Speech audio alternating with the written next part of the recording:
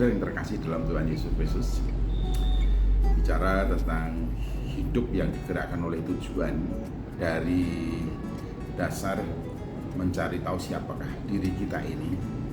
Dari siapakah diri kita ini, kemudian kita membangun satu tujuan hidup bagi diri kita. Di antaranya, kita ini adalah anak Allah. Kita ini adalah orang-orang pilihan. Kita ini adalah kawan sewarga dari orang-orang kudus. Dan selanjutnya ditegaskan di dalam Efesus pasal 2 ayat 19. Bukan saja kita ini adalah kawan sewarga dari orang-orang kudus, tetapi kita ini juga adalah anggota keluarga Allah. Saya, Bapak, Ibu, dan saudara-saudariku di dalam Kristus adalah anggota keluarga Allah.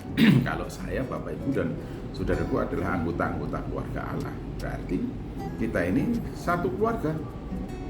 Kalau kita ini satu keluarga, berarti kita ini adalah saudara. Kita ini adalah saudara. Lalu, kalau kita ini saudara, kita harus tahu bagaimanakah hubungan ikatan kita satu sama lain sebagai saudara di dalam Kristus. Anak-anak kita telah mengajarkan kepada kita melalui lagu kegemaran mereka itu, dalam Kristus kita bersaudara sekarang dan selama-lamanya.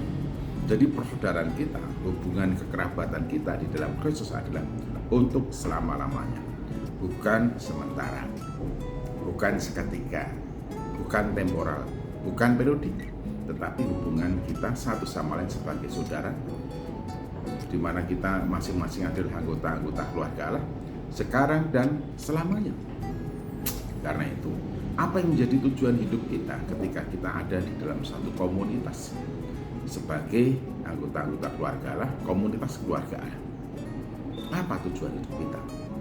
Mestinya kita berusaha untuk melakukan satu perbuatan yang berpadanan dengan tata aturan kehidupan keluarga Allah.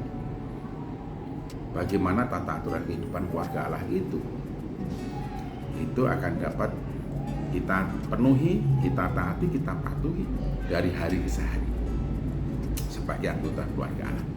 Jadi tujuan hidup kita bisa kita tetapkan menjadi anggota keluarga Allah yang berkenan kepada Allah. Ya, itu salah satu tujuan hidup kita.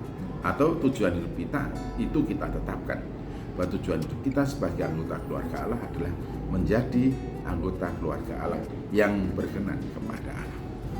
Lalu bagaimana kita menjalani kehidupan dalam relasi anggota keluarga Allah? Disebutkan juga bahwa anggota keluarga Allah kita ini adalah tubuh Kristus. Dikatakan hendaklah damai sejahtera Kristus memerintah dalam hatimu. Damai sejahtera Kristus memerintah dalam hati.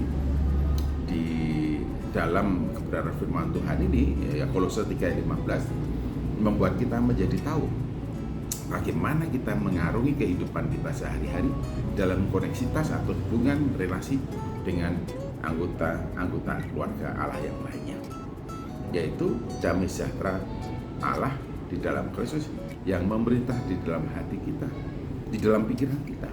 Ketika kita bersosialisasi, berrelasi, berinteraksi, berkomunikasi dengan anggota keluarga Allah yang lainnya, sehingga kita menjadi komunitas damai sejahtera di antara satu dengan yang lainnya. Pertemuan, persekutuan di antara kita selalu berada dalam damai sejahtera. Tidak ada kebencian, tidak ada iri hati, tidak ada kedengkian, tidak ada kemarahan. Tetapi kalau kita masing-masing menyadari satu sama lain itu adalah manusia biasa, tidak bisa menghilangkan kemungkinan berbuat salah. Suatu waktu, suatu saat dalam situasi kondisi tertentu, bisa saja satu di antara anggota keluarga Allah itu berbuat salah. Nah, ketika itu terjadi, kita mengingatkan satu sama lain, kita menasihati satu sama lain, dan kita membuka pintu maaf bagi yang lainnya, sehingga hubungan, komunikasi, relasi yang harmonis tetap terjaga. Menjadi anggota keluarga Allah yang berkenan kepada Allah, kita tetapkan sebagai tujuan hidup kita. Wah, luar biasa. Apakah Bapak Ibu dan Saudara menyadari dan memahami akan hal ini? sehingga kita tetap tinggal dalam komunitas damai sejahtera karena kita satu sama lain adalah anggota-anggota keluarga Allah. Demikian juga mestinya yang terjadi dalam kehidupan gereja, di mana kita bergereja. Kiranya kita memahami akan hal itu dan kita semua menancapkan menjadi anggota keluarga Allah sebagai tujuan hidup kita. Tuhan Yesus Kristus memberkati.